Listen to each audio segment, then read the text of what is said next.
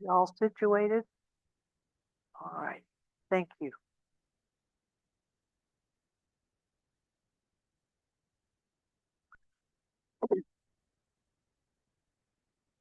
There was an old man driving down the road. And as he looked off into the distance, he could see this rabbit coming directly at him in his lane. And as he got closer and closer to it, he realized that it was the Easter bunny with a very large basket filled with candy and eggs.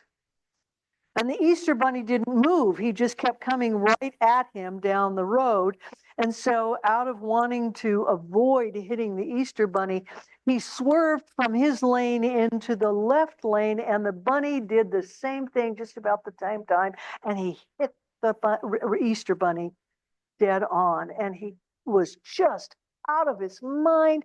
He pulled his car over, jumped out, and he looked down at the bunny and he said, "Oh my God, I've killed the Easter bunny. There'll never be Easter again." And this woman who was driving down the road at the same time happened to see all the hullabaloo that was going on. And so she pulled over and she ran over and she looked at the bunny and she said, "I think I have something that will fix this." And so she ran back to her car. She grabbed a can. She went over and she sprayed it back and forth and back and forth. And all of a sudden, the bunny twitched a couple of times, stood up, grabbed his goodies, put them back in his basket, and ran off. And the guy looked at her and said, "What, my God, was in that can?" And she turned over, and it was kind of a funny looking can. She turned it over and she said, "Well, the guy kept waving. The bunny kept, he'd go a little bit further and he'd wave, and he'd go a little bit further and he'd wave back at him." And the guy goes, "What was in that can? Tell me."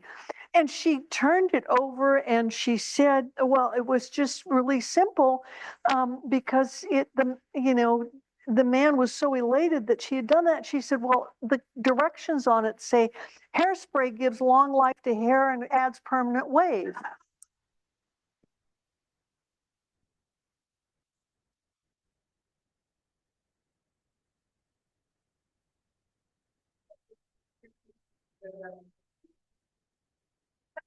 Today we're going to have the meditation in the middle of the Sunday lesson, and I hope it becomes clear as to why.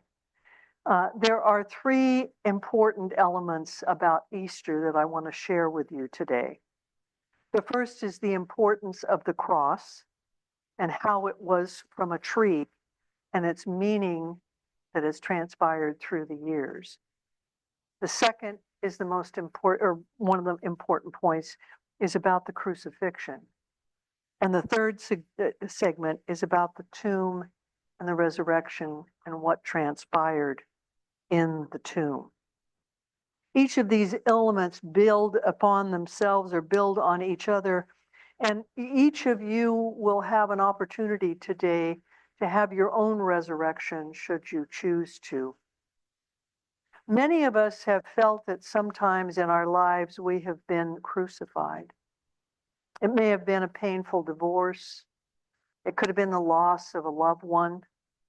Maybe you were fired from a job that you really loved, or you had a life-threatening disease that you thought you were going to die from.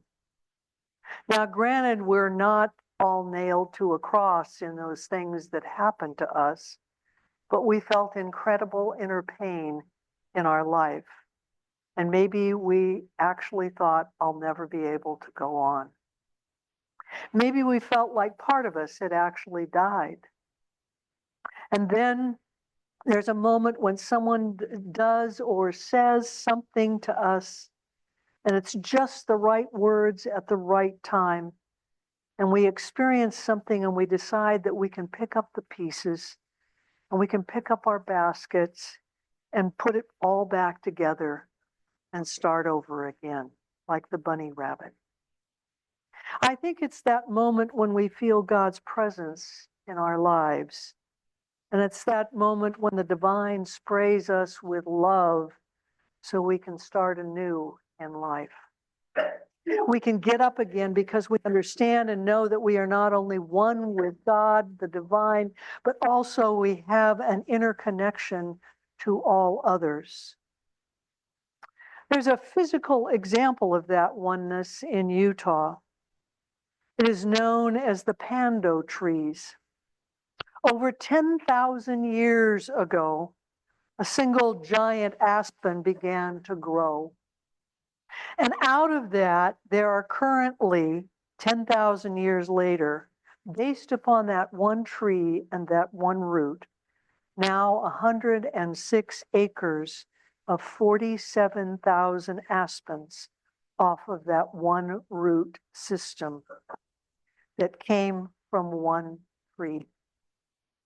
Aspen make a beautiful, soft, whispering sound when the wind blows through their leaves. Many cultures believe our ancestors share messages with us through the wind, as the aspen were considered sacred. And the trees are a living example that we are all interconnected off of one root, and that one root is God. Now, in the New Testament, there are 20 references to the cross as a tree. And there are, in the Bible itself in its entirety, it references 56 times trees in the Bible. The Bible begins in Genesis with the story, actually, of two trees. There's the tree of life and the tree of knowledge of good and evil. And the tree of life is aptly named and easily understood. The tree of knowledge isn't as straightforward, however, and Bible scholar John Dominic Crowson has dubbed that tree the tree of consciousness. Both of those trees stood in the Garden of Eden. Now, the Roman Empire chose violence, not love, when they chose to make the tree a hanging tree. And initially, the cross was just a vertical stake, and hands were tied together, and they were actually hung from the top of that stake that was stuck in the ground. Ultimately, the stake became a cross. And according to Dr. Fillmore in The Revealing Word, the cross represents that state of consciousness termed mortal mind. The cross is not a burden as commonly understood, but a symbol of the forces in man adjusted in their right relationship. Dr. George Lamsa, who translated the Bible from Aramaic, which was the original language of Jesus, indicates the cross is a way of enlightenment and a symbol of life and glory. The late Angelus Ahrens, a cultural anthropologist, researched 5 shapes that have appeared throughout the beginning of time and humanity across cultures and geography. And the cross is one of those 5 symbols.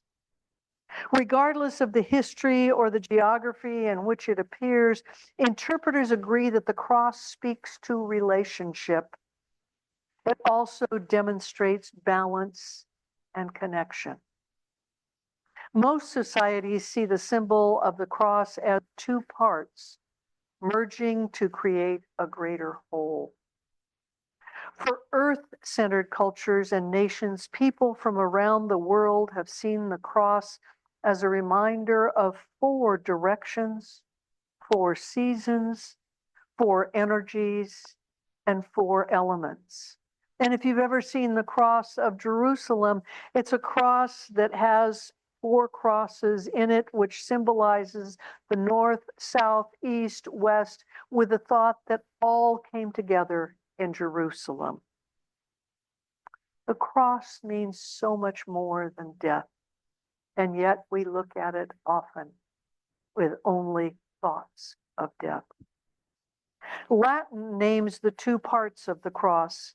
The crossbar, which is known as the patibulum, and the stake known as the stauros. The crossboard of the patibulum represents the outstretched arms. It's also symbolic of the reign of God and the sacred community. When we think of outstretched arms, we typically think of love. You can't hug somebody with your arms behind you. You have to reach out to love them. with open arms. How symbolic that Jesus' arms were forced into that position of open arms on the cross. He came here to teach us to love and was the living example of love in our lives. In the writing of Reverend Dr. Diana Bass, she indicates when we open our arms, our hearts are exposed. The patibulum cuts across the vertical violence and makes possible a different sort of reality, one based in tender, risky, open love for the whole of creation. Outstretched arms are compassionate and symbolic of the love of God. Depending on whose interpretation you read, the stake or the straw roast can represent the power of Caesar because he chose the tree or the stake to cause death, or it can mean oneness with the divine since it's planted like a tree and it reaches upward. The cross stands for so much more than what we have originally thought or learned in our Sunday school classes long ago as children. On a final note, the cross was claimed as an official symbol of Christianity by Constantine, a convert to Christianity in the 4th century. The Sanhedrin Council, which was the judiciary of the Hebrew, feared Jesus and wanted him dead for blasphemy. And when Jesus was taken by them to the Romans for punishment, he was charged with treason by Pilate. And so at 9 a.m. on Friday morning, he was crucified. He died 6 hours later. And it's important to remember that that transpired before sundown on Friday, which is what? Good Friday, but what else is it? It's the beginning of the Sabbath for the Jewish culture.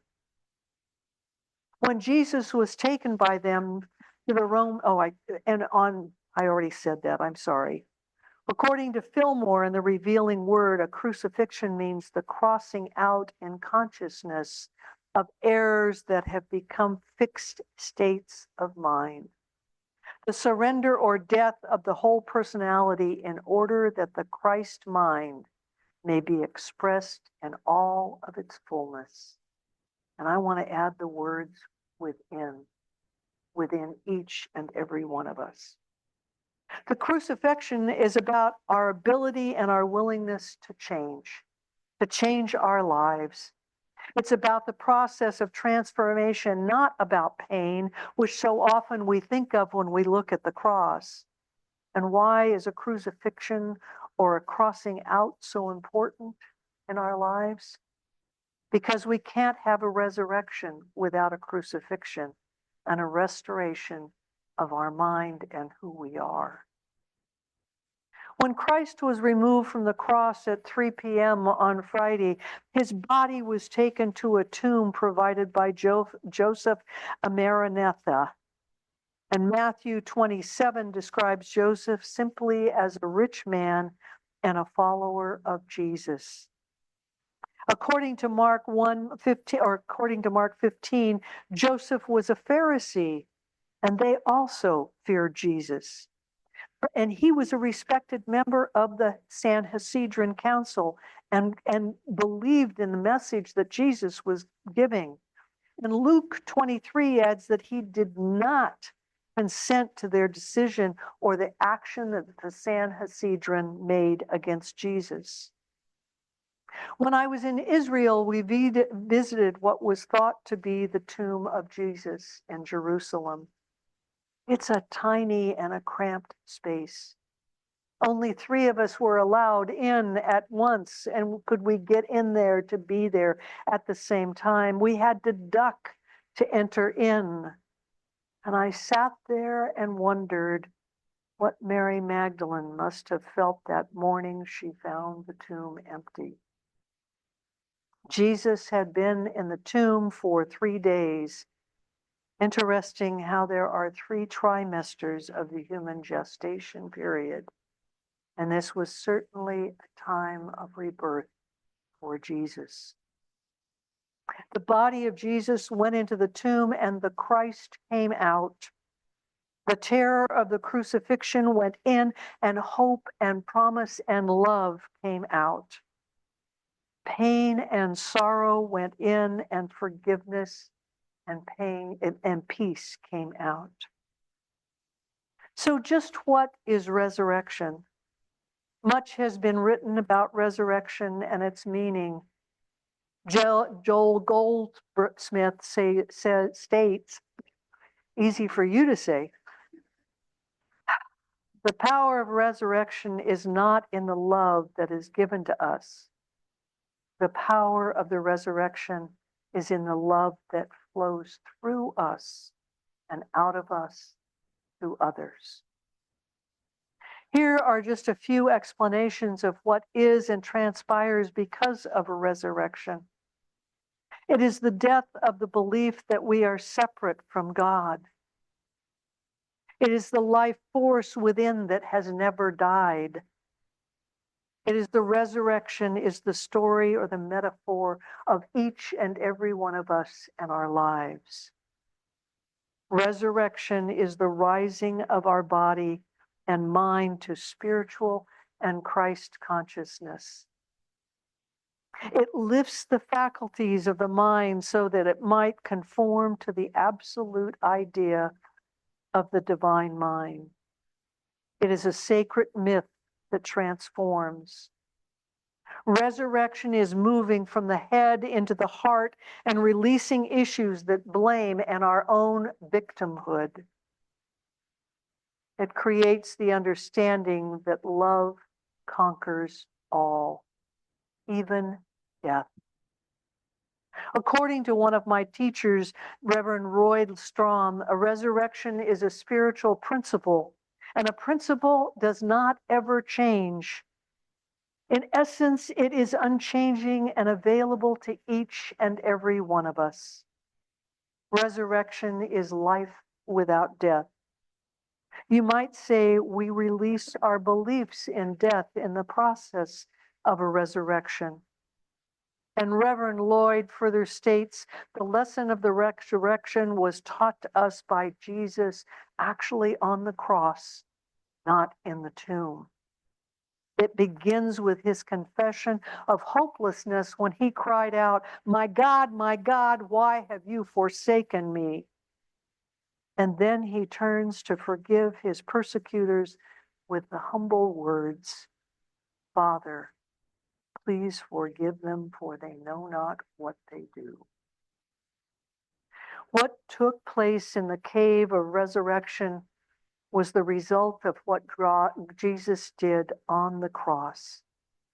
This is why the crucifixion is sometimes called the great lesson of life. So when we look at what happened on the cross and in the tomb, as well as throughout the life of Jesus, we see qualities for living that are essential for each and every one of us. The qualities of love and oneness, transformation, compassion, acceptance, strength, kindness, and above all, forgiveness. If we wrap our arms around those qualities and open our minds and our hearts, we will now become skilled midwives. We become skilled midwives so that we can prepare the way for the I am resurrecting power to change all of what we see in our world and our country today. We know it is important to pay attention to the human giving way to the divine, but it's also important for us to stay balanced in that process. The masculine and feminine that is in each of us stirs up and circulates the qualities I just mentioned. They are moving within us right now, seeking to be part of our everyday life. So here we are at the Easter season, a time of resurrection, a time when we see the beginning again. Today we have the opportunity to rise above our desires. To remember desires come from wants and wants come from needs, which is seated in the actual belief of lack. I would ask you, are you willing to be in the resurrection energy today? Are you willing to let the story of Easter permeate you? If we desire transformation and newness, then we can't be afraid of the crucifixion. If you're willing to create an opening for yourself to lay something down today and roll away the stone that has been there for way too long, I invite you to enter into an inner process with me. If you're willing to be in a resurrection energy of life today, please settle yourself in your chairs. Put your feet flat on the ground. Open your hands. Be willing to receive. Today, you were given a piece of paper and a pen when you came in. And for those of you at home, feel free to grab a piece of paper and a pen. During the meditation, you may see something that is your stone or your projection or something that you want to lay down here at the foot of the cross. After the meditation, you'll be invited to come forward and put the paper in the water to truly let go of what no longer serves you. If you're willing, just gently turn within and surrender into your breath. Realize that the breath is the resurrection of life, moving through us. Realize that the breath is the circulation of life, moving through us. It is God within us. Draw in a really long, deep, deep breath and take it all the way in. Now push that breath all the way out. And as you let go, notice there's another breath to draw in, more good and more God. And now another opportunity for a deep breath. Just be in the circulation of your breath for a moment.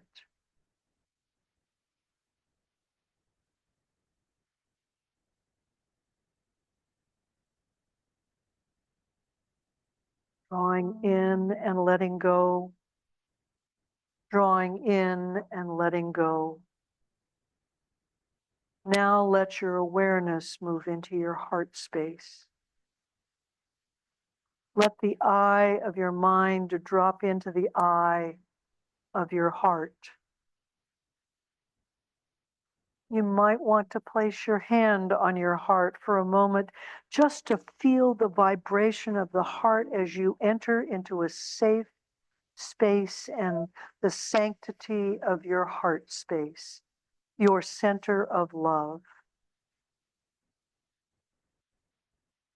Know that right there with you at the intersection point, God is. You are in relationship with the mind and the love of God.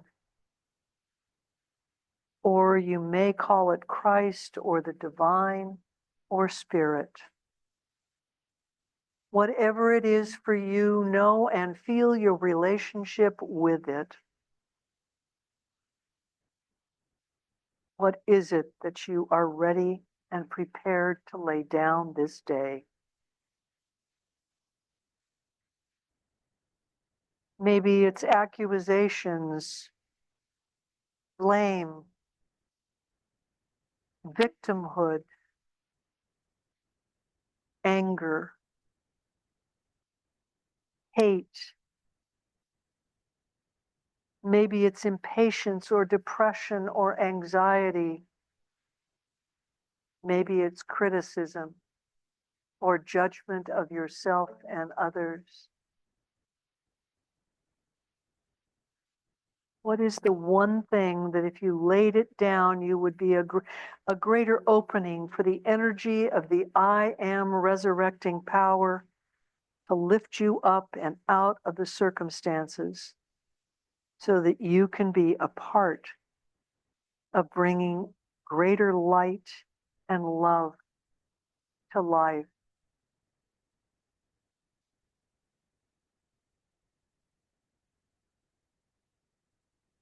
You know what it is. You know that you're being divinely guided by Spirit.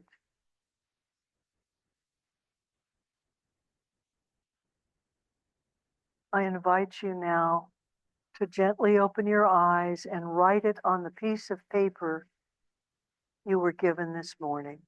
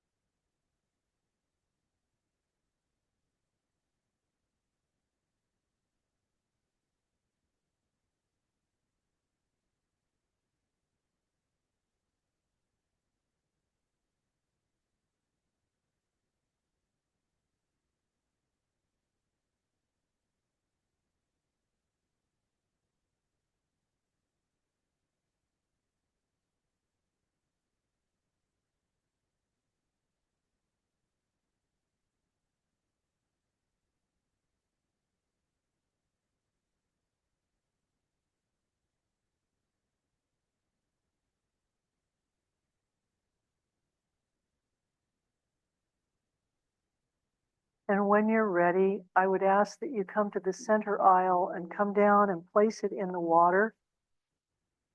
And as you leave to go back to your seats, go to the outer aisles and return to your seats.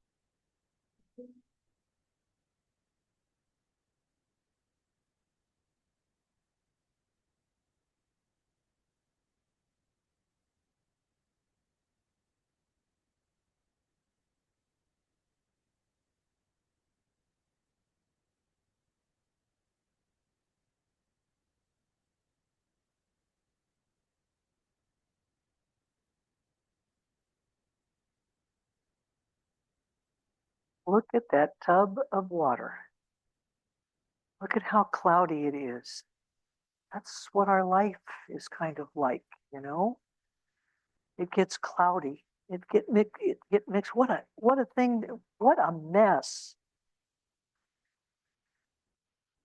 in all that cloudiness. And actually, it's a thing to behold. And that's where it belongs, not in our relationship with others, not in our relationship with ourselves, and certainly not in our relationship with God.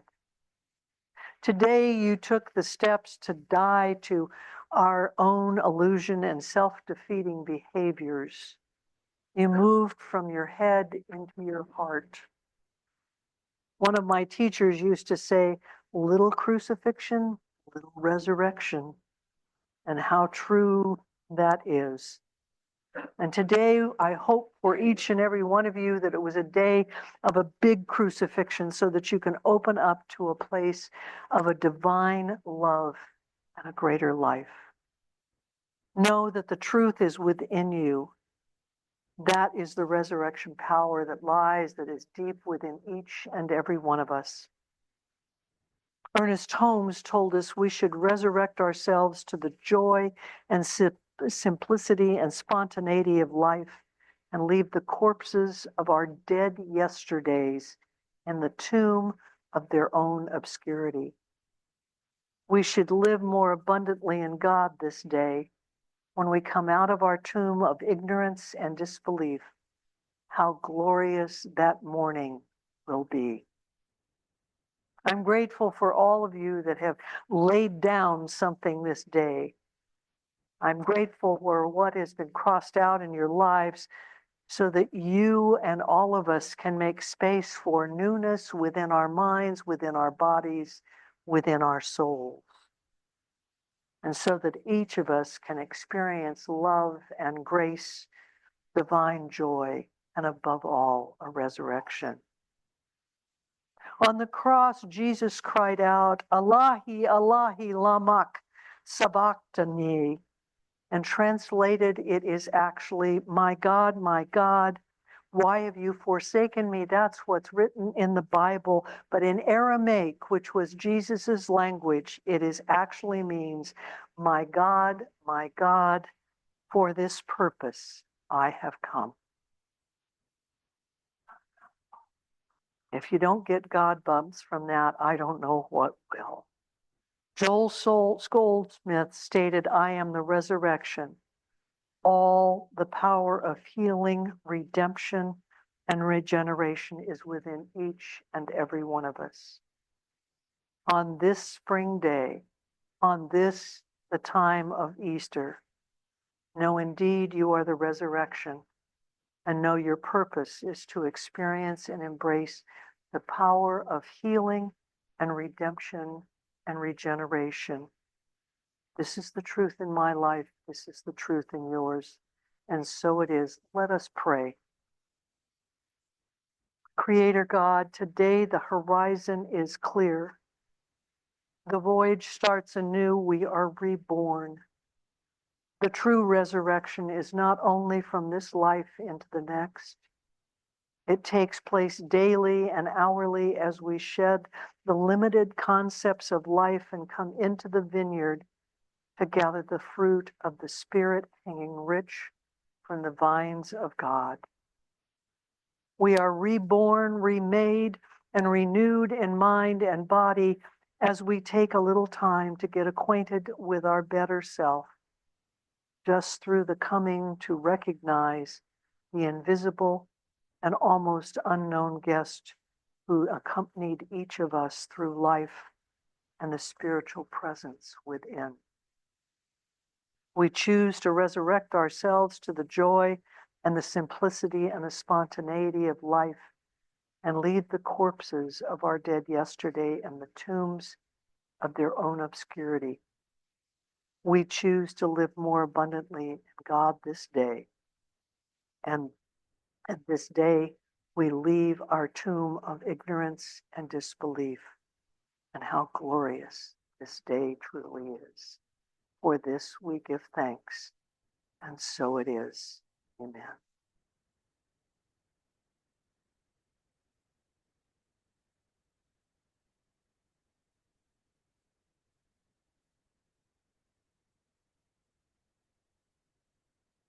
Thank you very much.